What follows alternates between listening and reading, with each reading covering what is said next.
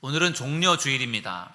종려주일이라고 하면은 예수님께서 십자가를 지기 위해서 예루살렘으로 입성을 하실 때 나귀 새끼를 타고 입성을 하십니다. 그때 많은 군중들이 종려나무 가지를 막 흔들면서, 종려나무라고 하면 야자나무거든요. 그 나무 가지를 막 흔들면서 환호하는 그러한 그것을 이제 일컬어서 종려주일이라고 이렇게 부르게 됩니다. 아마도 그때 예수님께서 예루살렘에 입성하실 때 환호했던 그 종려나무를 흔들면서 환호했던 그 때로부터 유래가 된 것이 바로 종려주일입니다. 오늘은 종려주일이고 다음 주일은 부활주일, 그리고 다음 주간은 이제 고난주간이 되겠습니다. 아마도 고난주간의 가장 큰 사건은 예수님의 십자가 사건일 겁니다. 우리가 고난주간에 특별히 예수님의 십자가를 더 깊이 묵상하고 기도하는 여러분들이 되기를 주님의 이름으로 축원합니다. 예수님께서 이제 십자가에 달리기 직전에 이제 겟세마네 동산에 올라가셔서 예수님이 기도하십니다. 그리고 나서 이제 로마 군인들에게 예수님 체포가 되셔서 이제 예수님께서 이제 끌려가게 되고요. 제자들은 그때 다 도망을 가버립니다. 그 중에 이제 수제자였던 베드로가 이제 예수님을 멀찍이서 이렇게 따라서 이제 그 대제사장 가야바의 집으로 들어갑니다. 예수님께서 가야바의 집에 들어가서 거기서 이제 신문을 받으시는데, 그곳에는 유대 장로들, 서기관들, 유대 종교 지도자들이 거기에 있었습니다. 예수님을 신문하기 위해서 그곳에 모여 있었는데, 그들의 틈에 끼어서 베드로가 몰래 그 집에 들어간 것입니다. 다른 사람들의 틈에 끼어서 뜰까지 들어가는 데는 성공했지만, 그러나 사람들 앞에 나설 용기는 없었습니다. 그래서 베드로는 가까이 갈 수도 없고, 그렇다고 해서 자기를 드러낼 수도 없고, 그래서 멀찍이 떨어져서 예수님을 따라갔던 것입니다. 그 이후의 사건은 우리가 잘 알고 있듯이 베드로가 이제 베드로를 아는 사람이 나타나게 되고, 베드로가 예수님의 제자였다라고 하는 것에 대해서 이제 들통이 나게 되고, 그때 베드로는 나는 예수님을 모릅니다. 난 예수님 제자가 아닙니다. 나는 모릅니다. 3번을 부인하게 되고, 그리고 나서 나중에 닭이 울게 되고, 그리고 베드로가 통곡하는 그런 장면들을 우리가 잘 알고 있습니다. 오늘 종려주일을 맞이해서요, 베드로의 신앙에 대해서 같이 여러분들과 나누려고 합니다. 베드로는 기호품 신앙을 소유하고 있었습니다. 저를 따라서 하실까요? 기호품 신앙. 베드로의 신앙은 필수품의 신앙이 아니라 기호품의 신앙을 가지고 있었다는 것입니다. 여러분, 초대교회 성도들에게 있어서 신앙은 모든 것이었습니다. 그래서 그들은 로마 황제를 주님으로 부르는 것을 거부하면서 그들은 굶주린 사자의 밥이 되기도 하고 끓는 가마솥에 던져지기도 했습니다. 그들은 목숨을 바쳐서라도 그들의 신앙을 지켰던 것입니다. 그들에게 있어서 신앙은 그들에게 본질이었고 그들에게 가장 중요한 가치였던 겁니다. 그렇기 때문에 자기의 목숨을 바쳐서까지라도 신앙을 지켰던 것입니다. 그렇지만 어떤 사람들에게 있어서 신앙은 액세서리에 불과한 경우도 있습니다. 시간이 있으면 성경을 읽고, 여유가 생기면 교회 나가고, 기분이 좋으면 헌금을 드리고, 그러한 어떤 신앙의 깊은 의미를 잘 모르고, 신앙이 얼마나 중요한지를 잘 모르고, 가치를 모르고 살아가는 사람들에게 있어서 신앙이라고 하는 것은 아마 액세서리 정도에 불과할 것입니다. 물품으로 따진다고 하면 필수품과 기호품이 있어요. 기호품이라고 하는 것은 커피라든지 술이라든지 담배라든지 이러한 것을 기호품이라고 하죠. 먹어도 그만, 안 먹어도 그만, 그런 것들이에요. 안 먹는다고 사는데 지장이 없는 것들, 내가 좋아하는 것들 기호품이에요. 그런데 필수품이라고 하는 것은 어떤 것일까요? 탄수화물이라든지 지방이라든지 단백질이라든지, 정말 우리가 먹지 않으면 우리의 생명이 위태로울 수 있고 먹지 않으면 죽을 수밖에 없는 그러한 것을 우리는 필수품이라고 말합니다. 성도들 중에는 신앙을 기호품처럼 여기는 사람이 있는가 하면 필수품으로 여기는 사람이 있습니다. 오늘 본문에 나오는 베드로야말로 기호품 신앙을 가지고 있었던 사람입니다. 예수님이 체포되니까 안절부절을 하지 못합니다. 주님을 따라가고 주님의 제자라고 하는 것이 드러나는 것이 너무 두려웠습니다. 그렇다고 해서 3년 동안 따랐던 예수님을 매몰차게 떠날 수도 없었습니다. 이러지도 저러지도 못한 상태로 그래서 멀찍이에서 예수님을 따라갔던 것이 바로 베드로입니다. 오늘 본문 마태복음 26장 58절 말씀을 다시 보시면 이렇게 말씀하고 있어요. 베드로가 멀찍이 예수를 따라 대제사장의 집 뜰에까지 가서 그 결말을 보려고 안에 들어가 하인들과 함께 앉아 있더라. 아멘. 베드로는요, 예수님을 따라가긴 했지만 멀찍이에서 따라갔어요. 그저 멀찍이에서 예수님을 바라만 보았습니다. 한 것이 아무것도 없습니다. 결국 베드로의 신앙은 필수품이라기보다는 기호품의 신앙이었습니다. 여러분, 이러한 기호품의 신앙으로는 하나님께 인정받을 수 없다라는 것을 믿으시기 바랍니다. 베드로의 신앙은 기호품 신앙이었고 이것은 멀찍이 따라가는 신앙인데, 이 멀찍이 따라가는 신앙은요, 위험한 신앙입니다. 저를 따라하겠습니다. 위험한 신앙이다. 멀찍이에서 따라가는 신앙이 왜 위험한 신앙인지 아십니까? 그렇게 멀찍이에서 따라가는 신앙은요, 머지않아 낙오하기 때문에 그렇습니다. 훈련소에서 훈련을 받을 때 구보를 했던 기억이 납니다. 우리 부대원들과 같이 오와이어를 맞춰서 이렇게 같이 부대원들이 같이 이제 구보를 합니다. 그때 그 구보하는 그 우리 부대원들과 같이 뛰면은 좀 더 쉽게 구보를 할 수 있어요. 혼자 뛰는 것보다는 같이 뛰어서 돌아오면 이제 어느 정도 코스를 이제 돌아올 수가 있습니다. 그런데 구보를 하다 보면은 그 같이 뛰는 대열에서 자꾸 뒤처지는 사람들이 생겨요. 옆 사람과 어느 정도 줄을 맞춰서 같이 이 부대원들이 같이 구보를 해야 되는데 그 체력적으로 뭔가 부족해서 거기에서 자꾸만 뒤떨어지는 사람들이 생겨요. 그리고 그런 사람들은 결국에 가서 나중에 낙오를 하게 됩니다. 같이 구보를 해서 일정한 코스를 돌아서 이제 목적지에 돌아오는 사람들이 있는가 하면 낙오를 해서 그 같이 들어오지 못하는 사람들도 있다라는 것입니다. 같이 뛰면 덜 힘들고 힘들어도 같이 뛰면서 부대원들이 같이 구보를 하는 것인데, 그런데 거기에 발 맞추지 못하고 떨어지게 되면 결국은 낙오하게 된다는 것이죠. 힘들어도 바짝바짝 쫓아가는 것이 매우 중요합니다. 기러기가 먼 지역으로 이동을 할 때 기러기는 V자 형태를 만들어서 이제 비행을 합니다. 그렇게 비행을 하면 혼자 비행하는 것보다 훨씬 더 멀리까지 날아갈 수 있다고 합니다. 조류학자들의 연구에 따르면 71% 정도를 더 멀리 갈 수 있다고 해요. 그래서 여러분들 하늘에 이 기러기 떼가 이제 날아가는 걸 보면은요, 이렇게 V자 형태로 이렇게 날아가는 것을 아마 간혹 볼 수가 있을 것입니다. 그런데 그렇게 V자 형태로 먼 거리를 비행을 하는데 그 맨 앞에 선두에 선 기러기가 이제 리더 기러기고, 그렇게 이제 V자 형태로 쭉 비행을 하는데, 그러다가 거기에서 이제 떨어지는 그러한 이제 기러기들이 생깁니다. 그러면 그들은 결국은 이제 낙오하게 되는 것이죠. 힘들어도 같이 그 V자 대열의 형성에 거기에 참여를 해서 어떻게든지 따라붙어서 가야만 같이 멀리까지 비행을 할 수가 있는 것인데, 뒤처지고 떨어지게 되면 점점점 멀찍이 떨어지게 되면 결국 낙오하게 되는 것입니다. 여러분, 신앙생활도 그런 것 같습니다. 신앙생활도 바짝 붙어서 같이 열심히 신앙생활을 해야 내가 신앙생활을 잘 지켜낼 수가 있는 것이죠. 자꾸만 이렇게 뒤떨어지게 되면 결국은 신앙생활에서도 낙오하게 되는 것입니다.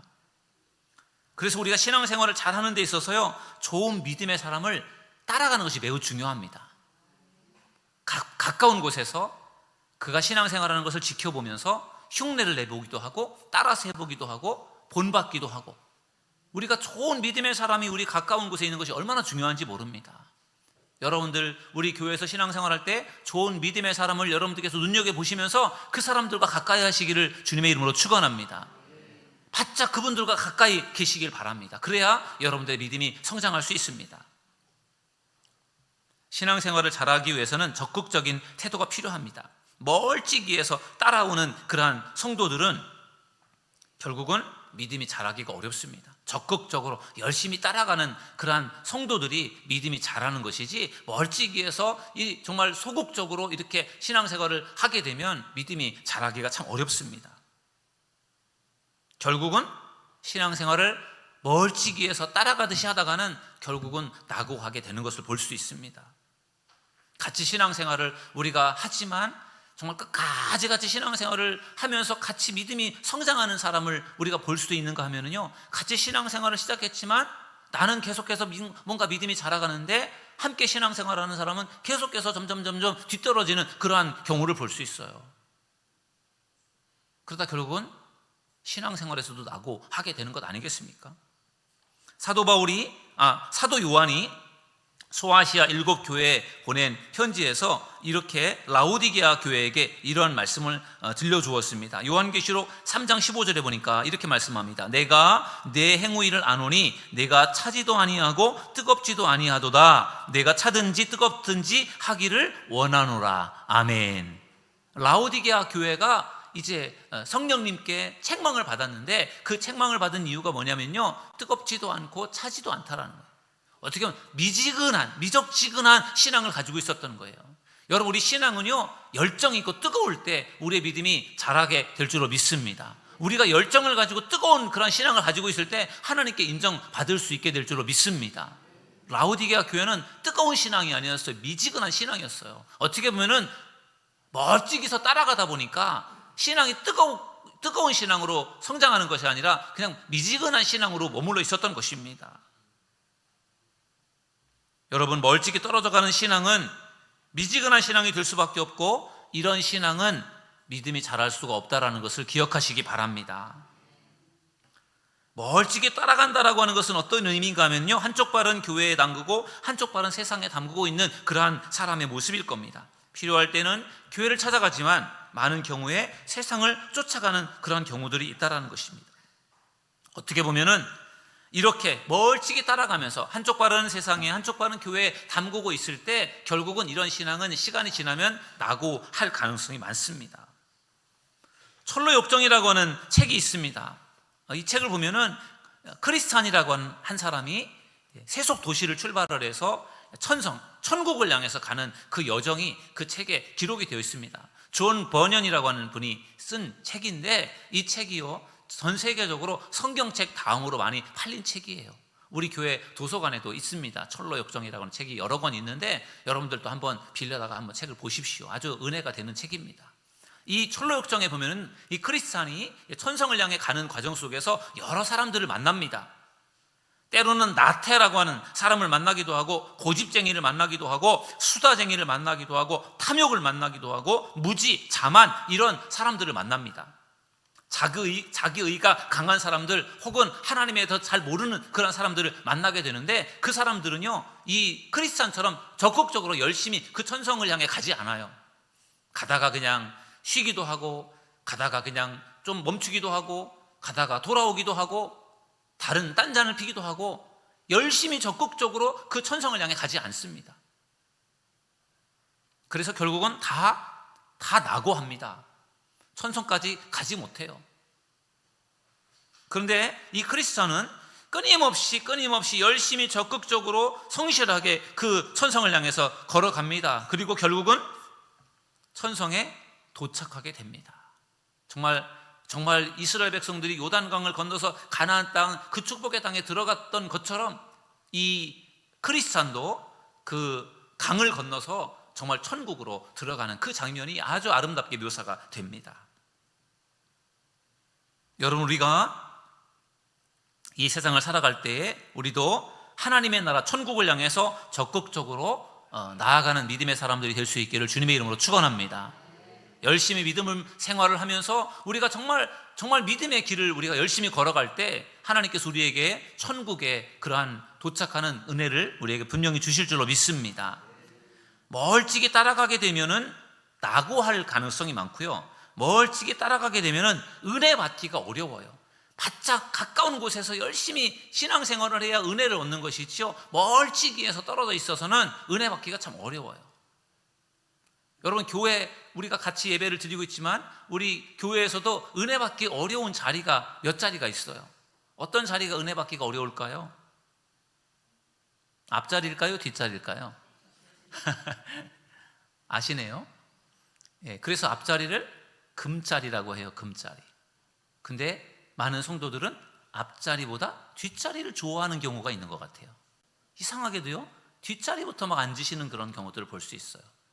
그런데 아무래도 앞자리가 뒷자리보다 훨씬 은혜가 될 수밖에 없는 것이, 아무래도 뒷자리는 집중이 좀 떨어져요. 예배하는 앞에 사람들도 있고 어수선하기도 하고 또 어떤 시야에서 멀기도 하고, 그래서 아무래도 뒷자리는 앞자리보다 좀 은혜 받는데 좀 지장이 있습니다. 그래서 옛날 선조들이, 믿음의 사람들이 앞자리에 앉아서 예배를 드리라, 앞자리가 금자리라, 그런 얘기를 하셨던 거예요. 우리 교회는 뭐 아주 큰 교회가 아니니까 앞자리에 앉으나 뒷자리에 앉으나 뭐 얼마 차이가 안 날지 모르겠지만, 아무튼 여러분, 가능하면 앞에서 예배하는 여러분들이 되기를 주님의 이름으로 축원합니다. 왜냐하면 멀찍이 떨어지게 되면 결국 은혜를 받기가 어렵다라는 것입니다. 사실은 뒷자리보다도 더 은혜 받기 어려운 자리가 있어요. 어딜까요? 저 위에 유아실이에요. 유아실에 어쩔 수 없이 아기 때문에 엄마 아빠가 유아실에서 예배를 드리잖아요. 그런데 유아실은 아기도 있고, 그리고 아무래도 예배당하고는 또 단절된 장소이다 보니까 어떻게 보면 거기서는 좀 편안하게 예배할 수도 있고, 거기서는 뭐 어떻게 보면 핸드폰도 하고 문자도 하고 이렇게 사람들의 눈치를 안 보고 그렇게 할 수 있는 장소가 또 유아실이기도 해요. 그래서 어떤 엄마 아빠들은 아예 아기가 더 컸는데도 불구하고 자꾸만 유아실에서 예배를 드리고 싶어하는 그런 사람들도 있어요. 편하니까. 그런데 여러분, 편한 것이 다 좋은 게 아니에요. 편한 자리가 어쩌면은요, 우리가 은혜를 받지 못하는 자리가 될 수 있다는 것입니다. 멀찍이에서 따라가는 것이 편할지 모르겠지만 그것이 은혜를 받는 데는 지장이 된다는 것을 우리가 기억해야 될 줄로 믿습니다. 멀찍이 따라가게 되면요, 또한 문제가 어떤 위험성이 있는가 하면요, 배신하게 된다는 것입니다. 베드로가 처음부터 예수님을 바짝 따라갔더라면 그는 예수님을 배신하지 않았을지도 모르겠어요. 그런데 자꾸만 멀찍이에서 거리를 두고 간격을 두다 보니까 결국은 결정적인 순간에 예수님을 그가 배반하게 됩니다. 마가복음 14장 71절에 보니까 베드로가 이렇게 고백을 합니다. 베드로에 대한 말씀이 이렇게 나와 있어요. 그러나 베드로가 저주하며 맹세하되 나는 너희가 말하는 이 사람을 알지 못하노라 하니. 아멘. 그 대제사장의 집들에 베드로가 멀찍이에서 예수님을 지켜보다가 걸렸잖아요. 예수님의 제자인 것을. 그래서 사람들이 너도 예수님과 같이 있었지 않냐? 너도 예수님 편 아니냐? 그렇게 말하니까 베드로가 아니다. 나 예수님 모른다. 나 예수님 진짜 아니다. 그것을 강력하게 3번이나 부인한 그런 장면이에요.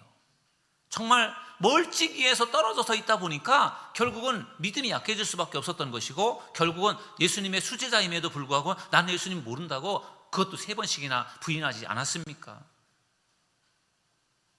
이와 같이 멀찍이 떨어져서 따라가는 신앙은 결정적인 순간에 주님을 배신할 수 있게 된다는 것을 기억하시기 바랍니다. 엔도 슈샤쿠의 침묵이라고 하는 책이 있습니다.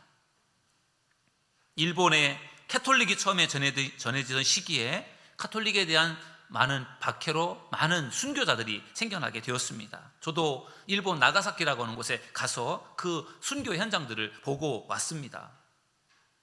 당시에 포르투갈 출신 신부들이 일본에 선교를 와서 순교를 합니다.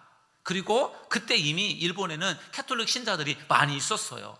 근데 그 당시에 이 정부에서, 특히 사무라이 정권에서 이 기독교인들을 아주 굉장히 박해를 했어요. 그래서 교회를 다니는 사람들 다 잡아다가 옥에 가두기도 하고 그리고 죽였습니다.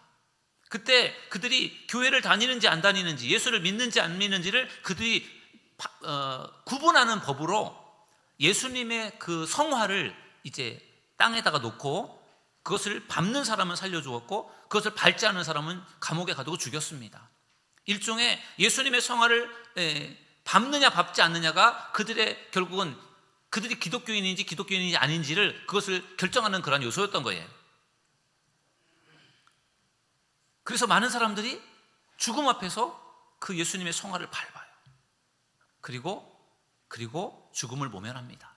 그런데 또 많은 사람들은 도저히 예수님의 생활을 밟지 못해서 결국은 그것으로 자기가 그리스도인이라는 것이 드러나게 되고 그것으로 인해서 결국은 처형을 당하게 되고 순교를 하게 되는 것을 볼 수 있습니다. 그 침묵이라고 하는 이 책과 영화에서 아주 멀찍이 따라가는 그 일본인의 대표적인 사람이 기치지로라는 사람이에요. 기치지로. 이 기치지로는 수시로 그 예수님의 성화를 밟아요. 왜냐하면 죽음이 두려우니까 배교하는 거예요. 그것을 밟아서 자기가 예수님을 안 믿겠다 이렇게 결심을 하지만 그리고 나서 자기가 또 양심의 가책을 느껴서 또 회개를 해요. 그리고 나서 나중에 또 밟아요. 그리고 또 나중에 또 회개를 해요. 그것을 계속 반복하는 사람이 바로 기치지로라는 사람이에요. 저는 이 기치지로를 보면서 정말 멀찍이 따라가는 사람이다 그런 생각이 들었습니다. 여러분, 멀찍이 따라가는 사람은 믿음이 자라기 어렵고 멀찍이 따라가는 사람은요 신앙을 위해서 내 목숨을 내놓을 수 없는 사람이에요.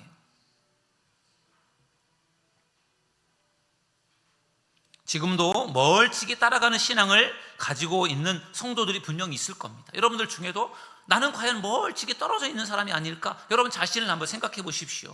주의를 성수하지 않는 사람은 멀찍이 따라가는 신앙이 될 수 있어요. 헌금 생활을 제대로 하지 않는 성도도 멀찍이 따라가는 성도가 될 수 있습니다.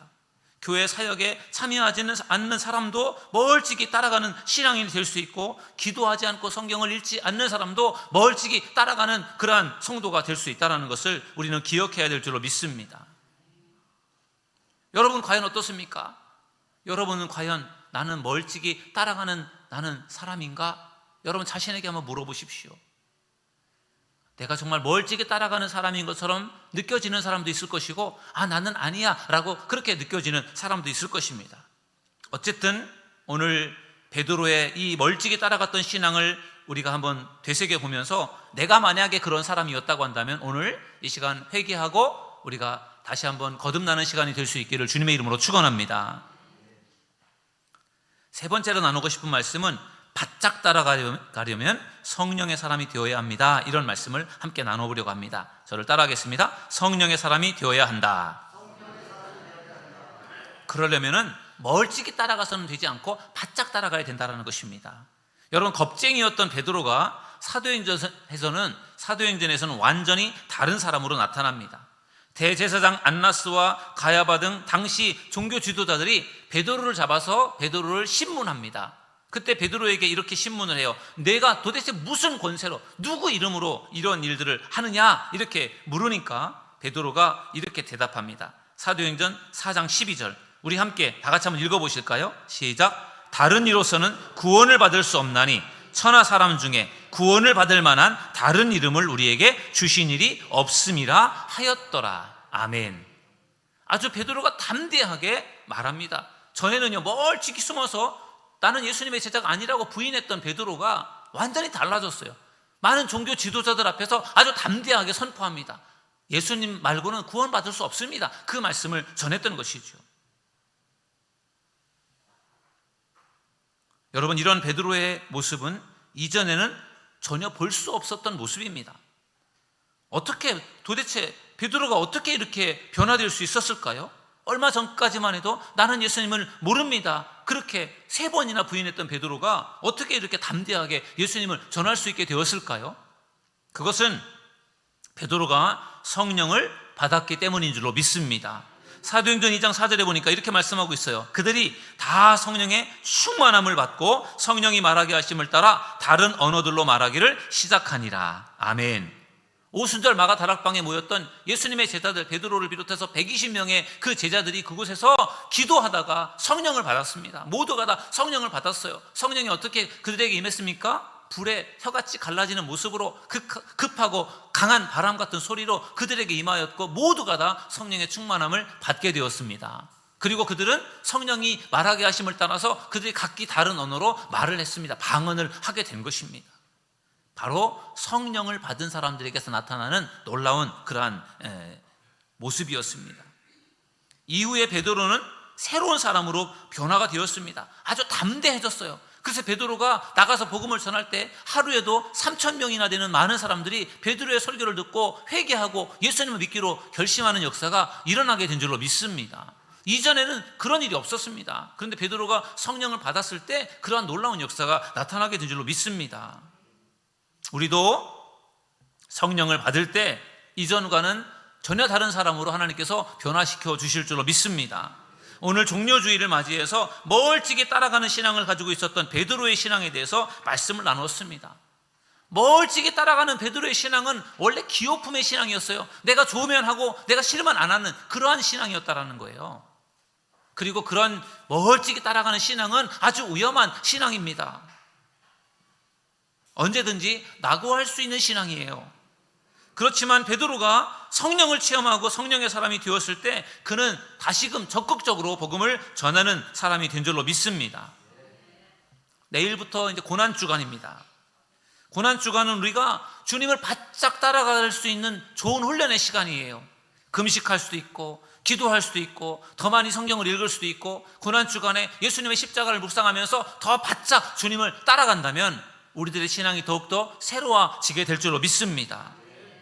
여러분들 중에 아직도 멀찍이 따라가는 신앙을 가지고 있는 사람이 있다면 오늘 이 시간 다시 한번 결단하셔서 멀찍이에서 따라가는 신앙이 아니라 바짝 주님께 붙어서 주님과 친밀하게 동행하면서 열심히 신앙생활해서 좋은 믿음으로 성장하시고 하나님 앞에 칭찬받고 인정받는 우리 믿음의 성도들이 다 되시기를 주님의 이름으로 축원합니다. 우리 시간 찬양하고 함께 기도하는 시간을 갖도록 하겠습니다. 이 험한 세상 다 살아갈 동안 우리 함께 이 찬양 부르고 함께 기도하는 시간 갖겠습니다.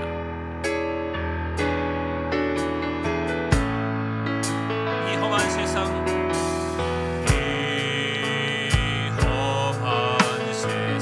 나 살아갈 동안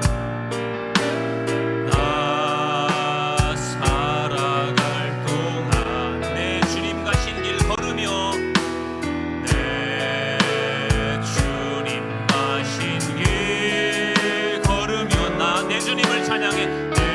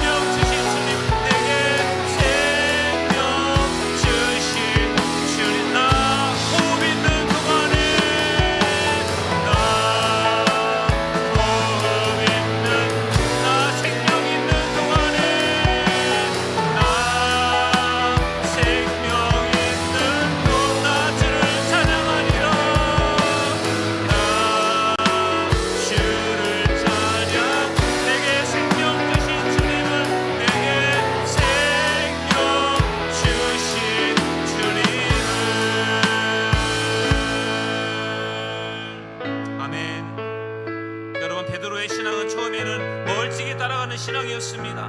멀찍이 따라가는 신앙은 위험한 신앙입니다. 이런 신앙으로는 우리가 믿음을 지킬 수가 없습니다. 베드로는 성령을 충만히 받은 이후에 새로운 사람으로 변화되었습니다. 그 결과 주님을 더욱 바짝 따라가면서 섬기게 되었습니다. 여러분, 우리가 호흡 있는 동안에, 생명 있는 동안에 주님을 잘 섬기는 믿음의 사람이 될 수 있게 달라고, 주님을 더 바짝 따라가는 믿음의 사람이 될 수 있게 달라고 이 시간 우리 주여 한번 부르짖고 통성으로 기도하겠습니다. 주여, 주여, 주여, 주여. 멀찍이 따라가는 그러한 성도가 되지 않기를 원합니다. 바짝 주님을 따라가는 성도가 되기를 원합니다. 주여, 주여. 저희들 정말로 멀찍이 따라가다가 낙오하는 자가 되지 않기를 원합니다. 주여, 은혜 받지 못하는 성도가 되지 않기를 원합니다. 저희들 정말로 하나님이시오, 정말로 하나님 우리가 배교하는 자가 되지 않기를 원합니다. 주여, 주여, 주여. 저희들 마음을 하나님 정말로 굳게 놓기를 원합니다. 절대로 주님을 배신하지 않는 믿음의 사람들이 되기 원합니다. 언제나 주님만을 믿고 있지 않는 나아가는 믿음의 사람들 되게 하여 주옵소서. 성령 받고 변화된 베드로처럼 우리도 성령 받기 원합니다. 성령의 사람 되기 원합니다. 더 호흡 있는 동안, 생명 있는 동안 주님을 의지하며 열심히 섬기는 저희 믿음의 사람들이 되기 원합니다. 주여, 이 시간 주께서 함께하여 주시옵소서. 간절한 마음으로 주님 앞에 나아갑니다. 주여, 저희들 생명 있는 동안 주님을 더 열심히 섬기기 원합니다. 더 바짝 주님을 가까이에서 섬기기 원합니다. 저희들 주님과 친밀하게 동행할 수 있기 원합니다. 멀찍이에서 따라가는 신앙이 되지 않기를 원합니다. 주여, 이 시간 역사하여 주시옵소서. 축복하여 주시옵소서. 우리 그 주 예수님의 이름으로 기도합니다. 아멘. 하나님, 베드로는 멀찍이 따라가는 사람이었습니다. 멀찍이 따라가는 신앙인이었습니다. 하나님, 우리는 과연 멀찍이 따라가는 신앙인이 아닙니까? 내가 좋을 때는 열심히 하지만 그렇지 못할 때가 우리에게 얼마나 많은지 모릅니다.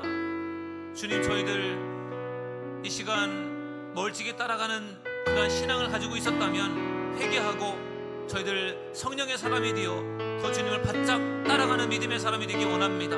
주님과 더욱더 친밀하게 동행하는 성도들 되기 원합니다. 우리 믿음이 성장하게 하시고 주님 앞에 설 때 잘했다 칭찬받는 모든 성도들 되게 하여 주시옵소서.